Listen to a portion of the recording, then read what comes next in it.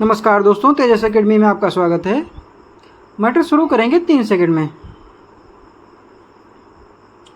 जब भारत ने जर्मन प्रौद्योगिकी की सहायता से राउरकेला में स्टील प्लांट निर्मित किया था, तब गुणवत्ता और लागत की दृष्टि से वह अर्थात 1960 में दुनिया के सर्वोत्तम प्लांटों में से एक था। उसके बाद क्या हमने उस प्रौद्योगिकी की सामर्थ्य तथा अन्य शिल्पियों के कार्यकौशल में सुधार लाने का कोई गंभीर प्रयास किया? दुर्भाग्य से नहीं, उल्टे हमने हालत को बदतर होने दिया।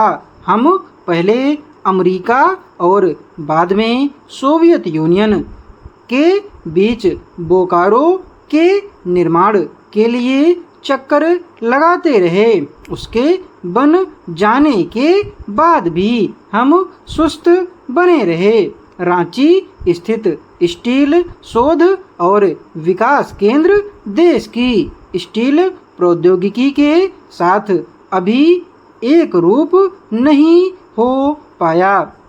भारत सरकार द्वारा स्थापित स्टील विकास निधि ने स्टील उद्योग की मूल स्पर्धात्मक सामर्थ्य को विकसित करने में बड़ी सीमित भूमिका अदा की, लेकिन अब इन खोए हुए अवसरों को लेकर शोक मनाने से कोई लाभ नहीं है। जैसा कि अमेरिकी उद्योगपति हेनरी फोर्ड अक्सर कहा करते थे, जला दो मेरी फैक्ट्रियों को, लेकिन दे दो मुझे वे लोग जो वहाँ काम करते थे।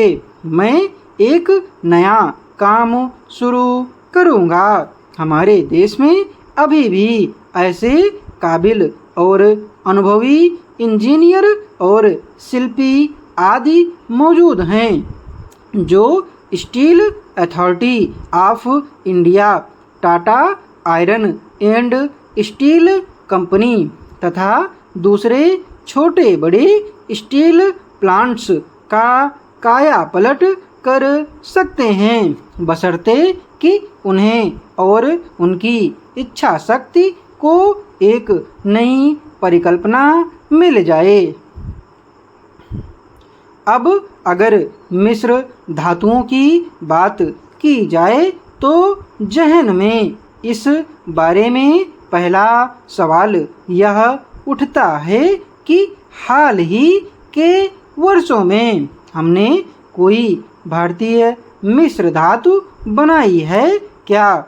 यह हम ऐसी स्टील मिश्र धातु का इस्तेमाल करते हैं जिसका डिज़ाइन अमेरिका या फ्रांस या कभी कभी रूस में तैयार किया गया था। जब टाइटेनियम मिश्र धातु या एल्युमिनियम मिश्र धातु की बात आती है तो मालूम पड़ता है कि उनकी प्रौद्योगिकियों का जन्म या तो यूरोप में हुआ होगा या अमेरिका में। मैंने कई भारतीय मटेरियल्स वैज्ञानिकों से यह सवाल पूछा है कि इस क्षेत्र में काफ़ी भारतीय शोध होने के बावजूद हम अभी तक एक भी स्वदेशी मिश्र धातु का सृजन क्यों नहीं कर पाए हैं? जवाब में वे कहते हैं कि हमारे देश में अभी तक शोध विकास उद्योग और अकादमी इन त्रिभुजों का सुनहरा त्रिभुज उभर कर सामने नहीं आ पाया है। हमारे देश को इस क्षेत्र में उल्लेखनीय उपलब्धि तब हासिल होगी जब हम अपनी उन्नत मटेरियल प्रौद्योगिकी के साथ इस सुनहरे त्रिभुज का भी निर्माण करने में सफल हो जाएंगे।